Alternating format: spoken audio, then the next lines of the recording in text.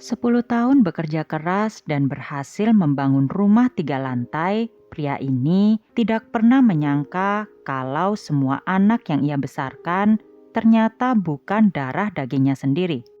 Namun puncak kengerian dari kasus Shen ini bukan hanya pengkhianatan berdarah dingin dari sang istri, melainkan momen ketika satu keluarga mertuanya kompak mengeroyoknya tepat setelah kedok menjijikkan mereka terbongkar.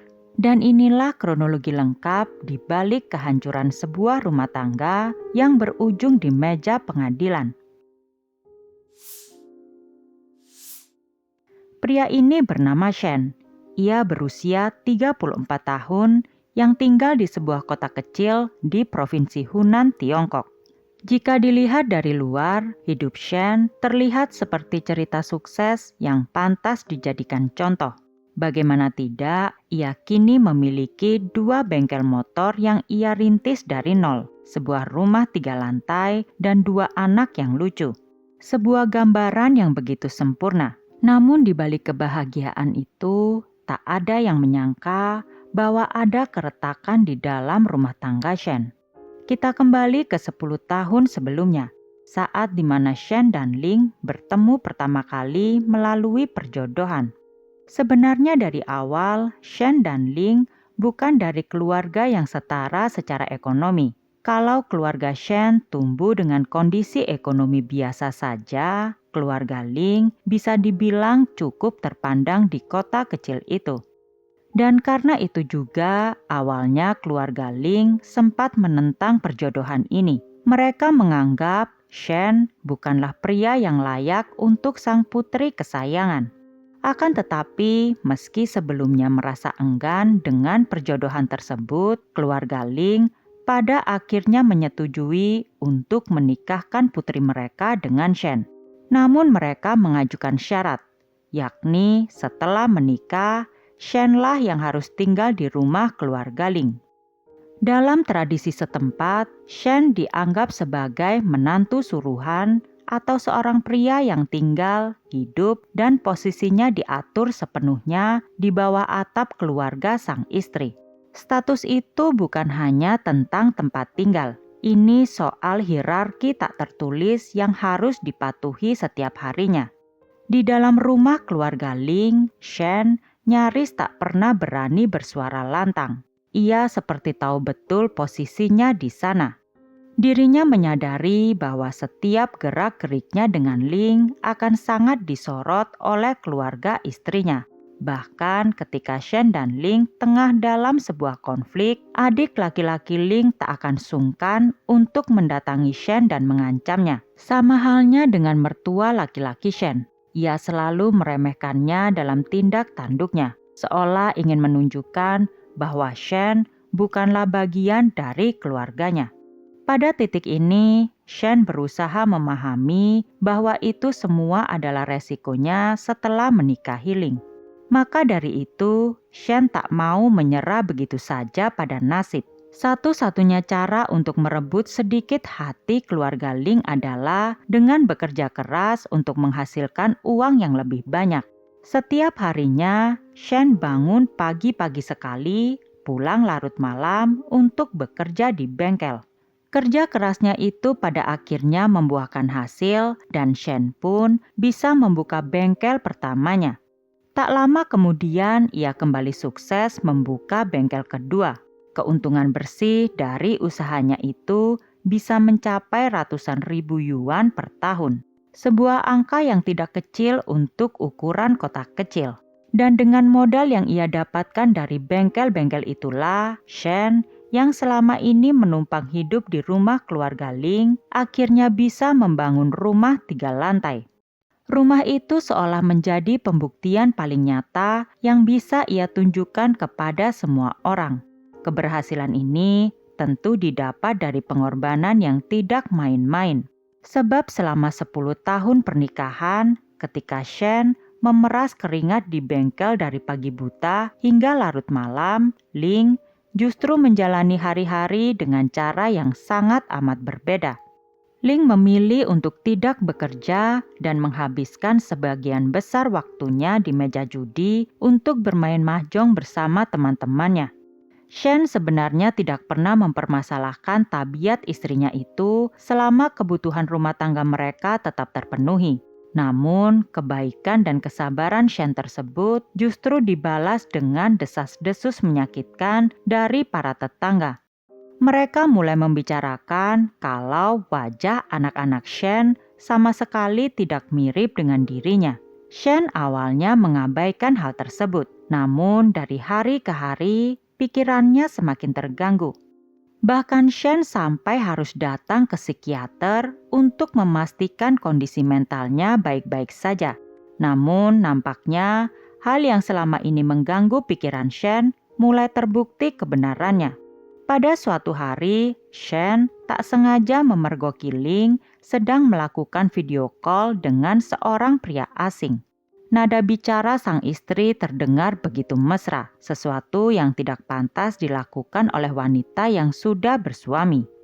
Ketika Shen menanyakan siapakah pria itu, Ling hanya menjawab kalau pria itu hanya teman biasa. Shen masih berusaha untuk tidak emosi, namun di balik ketenangan itu, Shen mulai mencoba menggali bukti lebih dalam. Keesokan paginya, ketika Ling sedang mandi, Shen langsung memeriksa ponsel sang istri, dan disitulah hati Shen begitu hancur. Ia mendapati foto-foto telanjang yang Ling kirimkan kepada si pria asing. Melihat hal menjijikan itu dengan mata kepalanya sendiri, emosi Shen mulai naik, tapi ia berusaha untuk tidak langsung mengkonfrontasi sang istri. Shen memilih untuk tetap diam sambil menyimpan rasa sakit itu dan berusaha menahannya. Shen begitu bimbang karena tak tahu harus berbuat apa. Di satu sisi, ia tentu sakit hati dengan pengkhianatan yang Ling lakukan. Namun di sisi lain, Shen juga tak mau melihat rumah tangga yang ia bangun dengan kerja keras hancur begitu saja. Hingga akhirnya beberapa bulan setelah peristiwa video call itu, Shen pun membuat keputusan besar. Saat itu, Shen diam-diam membawa anak laki-lakinya pergi ke laboratorium medis untuk melakukan tes DNA. Beberapa hari setelah tes DNA itu dilakukan, Shen akhirnya mendapatkan hasilnya. Di lembaran itu tertulis dengan jelas kalau anak Shen bukanlah darah dagingnya. Melihat hal tersebut, hati dan pikiran Shen langsung hancur berkeping-keping. Ia hanya bisa duduk terdiam, meratapi dengan membawa kertas yang membuktikan pengkhianatan sang istri selama 10 tahun ini. Shen menangis sejadi-jadinya tanpa ada siapapun yang tahu. Namun meski tahu fakta tersebut, entah mengapa Shen lagi-lagi masih belum siap untuk mengambil tindakan tegas. Alih-alih mengkonfrontasi Ling, Shen memilih untuk menyimpan dokumen hasil tes DNA itu di tempat tersembunyi dan bersikap seolah tidak terjadi apa-apa. Hal tersebut ia lakukan dengan harapan rumah tangganya masih bisa diselamatkan. Di tengah masalah yang ia hadapi, Shen memilih untuk mengalihkan perhatiannya dengan bekerja lebih keras. Ia benar-benar fokus untuk mengurus kedua bengkel miliknya, hingga akhirnya rumah yang selama ini ia bangun pun rampung. Namun ironi yang paling mengerikan justru datang di saat yang tidak terduga. Ketika cat rumah Shen itu baru kering, Ling tiba-tiba mendatanginya. Dengan angkuh, Ling langsung memberikan selembar kertas yang berisi gugatan cerai. Di kertas itu tertulis alasan Ling menggugat adalah karena ketidakcocokan dalam rumah tangga. Sebuah alasan klise dari seorang wanita yang ingin menyembunyikan kebusukannya. Setelah melempar surat gugatan itu, Ling langsung pergi begitu saja, kembali ke rumah orang tuanya, meninggalkan Shen yang terpaku sendirian. Membaca surat gugatan cerai yang dilayangkan secara sepihak itu, kesabaran Shen akhirnya mencapai titik nadir. Kini setelah merasa tak harus lagi menahan diri, Shen langsung bersiap menuju rumah keluarga Ling. Namun karena tahu betul betapa arogan dan kasarnya keluarga mertuanya itu, Shen tidak mau gegabah untuk datang sendirian. Namun di satu sisi, ia pun juga jengah atas apa yang selama ini telah dilakukan oleh keluarga besar Ling terhadap dirinya. Oleh karena itulah, Shen kemudian menghubungi stasiun media lokal dan meminta beberapa jurnalis untuk mendampinginya ke lokasi sebagai saksi sekaligus pelindung. Bersama para staf media itulah, Shen melangkah mantap menuju rumah keluarga mertuanya. Inilah momen konfrontasi besar yang selama berbulan-bulan telah ia tunda. Sesampainya di rumah keluarga Ling, Shen langsung melemparkan lembaran hasil tes DNA itu ke meja yang ada di ruang keluarga. Sontak keluarga Ling pun terkejut dengan kejadian itu. Mereka mungkin tak menyangka kalau menantu yang selama 10 tahun ini selalu diam dan tunduk bisa bertindak sejauh itu di belakang mereka. Namun, rasa terkejut itu tidak bertahan lama karena mereka punya siasatnya sendiri. Ling yang juga ada di rumah itu langsung membantah dan menuduh hasil tes DNA yang telah dibawa oleh Shen itu palsu. Sang ibu mertua pun ikut membela sang putri dengan mengatakan kalau putra Shen selalu berada di bawah pengawasan mereka di rumah. Jadi mustahil bagi Shen untuk membawa bocah itu ke lab tanpa ketahuan. Mendengar pembelaan yang terkesan dipaksakan itu, Shen tentu tak gentar.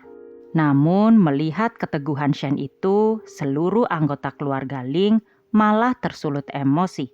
Mereka meneriaki Shen dengan kata-kata yang tidak pantas untuk memojokkannya. Menerima intimidasi massal itu, Shen tetap tidak goyah. Dengan tenang, ia lalu memberikan satu tawaran yang sangat adil dan sederhana. Shen mengatakan jika memang keluarga Ling yakin hasil tes lab yang telah dimilikinya itu palsu, maka ia bersedia untuk melakukan tes DNA ulang yang juga turut dihadiri oleh Ling. Disinilah nyali Ling dan keluarganya mulai ciut. Mereka bungkam dan menolak tawaran untuk melakukan tes ulang. Ketika tak ada lagi celah untuk mengelak, Ling lalu mengambil langkah yang selama ini Shen tunggu-tunggu. Dengan lantang dan tanpa rasa penyesalan, ia akhirnya mengaku bahwa dirinya telah berselingkuh. Tak berhenti sampai di situ. Mendengar pengakuan putrinya, ayah Ling membenarkan tindakan perselingkuhan tersebut dengan alasan karena Shen memang tak pernah pantas untuk putrinya. Ia kembali menyoroti keluarga Shen yang tidak setara dengannya dan betapa beruntungnya Shen bisa memiliki istri seperti putrinya. Kalimat tajam yang dilontarkan oleh ayah Ling itu semakin membuat mental Shen remuk. Sebagai pria yang tak pandai berdebat, Shen tak mampu membalas serangan verbal tersebut. Ia memilih berbalik, lalu melangkah pergi dari rumah itu, walau dengan perasaan yang begitu hancur. Di dalam mobil saat perjalanan pulang, Shen menangis sejadi-jadinya seakan meluapkan semua rasa sakit dari penghinaan dan pengkhianatan yang ia terima.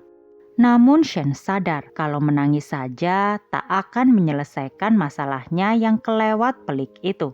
Setelah emosinya mulai mereda, Shen memutuskan untuk putar balik ke rumah keluarga Ling. Sesampainya di rumah itu, Shen langsung bertanya kepada Ling tentang siapa ayah biologis dari anak yang selama ini ia besarkan. Dengan suara bergetar, Shen menegaskan kalau ia sudah menerima semuanya. Namun dirinya memohon kepada Ling untuk mengatakan dengan jujur siapakah ayah biologis dari putra yang selama ini telah ia anggap sebagai anaknya sendiri. Melihat Shen yang putus asa meminta penjelasan tersebut, ayah Ling malah merasa tersinggung. Ia berpikiran bahwa otoritasnya di rumah itu mulai diinjak oleh Shen. Melihat hal demikian, ayah Ling langsung berdiri dan menyerang Shen secara fisik.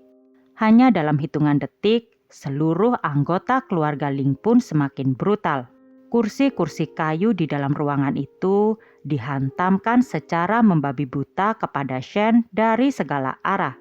Di dalam rumah itu tidak ada lagi hukum, tidak ada rasa malu, dan tidak ada lagi batas kemanusiaan. Yang ada hanyalah pengeroyokan terang-terangan dari keluarga kaya yang merasa kebal hukum.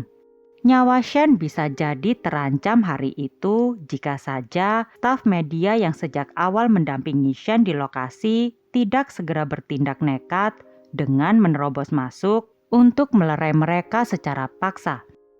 Tanpa buang waktu, hari itu juga dengan kondisi tubuh yang masih penuh luka lebam, Shen langsung melaporkan kejadian tersebut ke pihak kepolisian. Tak lama kemudian beberapa anggota kepolisian pun tiba di rumah keluarga Ling. Di sana, polisi awalnya melakukan mediasi di antara kedua belah pihak. Di depan petugas kepolisian, Shen menyampaikan tuntutan hukumnya dengan sangat tegas. Ia menuntut kejelasan status bagi kedua anak yang selama ini Ling klaim sebagai anak biologisnya. Shen memberikan syarat jika hasil tes DNA membuktikan bahwa kedua anak itu adalah darah dagingnya, maka ia bersedia membesarkan mereka dan membagi seluruh harta Gonogini dengan Ling secara adil. Namun, jika hasil tes mengkonfirmasi bahwa kedua anak itu bukan darah dagingnya, Shen tidak akan bertanggung jawab atas 1 sen pun biaya pengasuhannya di masa depan dan seluruh harta mereka, yakni rumah 3 lantai serta bengkel, akan tetap menjadi miliknya. Tak hanya itu, Ling juga wajib membayar ganti rugi atas pengkhianatannya selama 10 tahun ini sebesar 200.000 yuan atau sekitar 520 juta rupiah. Mendengar angka ganti rugi ratusan ribu yuan itu, Ling yang sejak awal duduk dengan wajah bosan langsung emosi. Bukannya menyadari kesalahannya, Ling justru balik menantang Shen untuk menyelesaikan semua ini di pengadilan.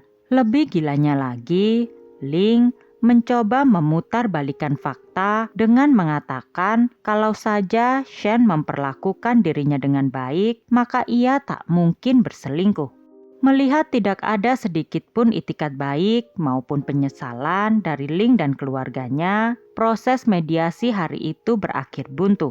Shen yang sudah benar-benar mati rasa, akhirnya menyetujui untuk membawa kasus ini ke jalur hukum perdata.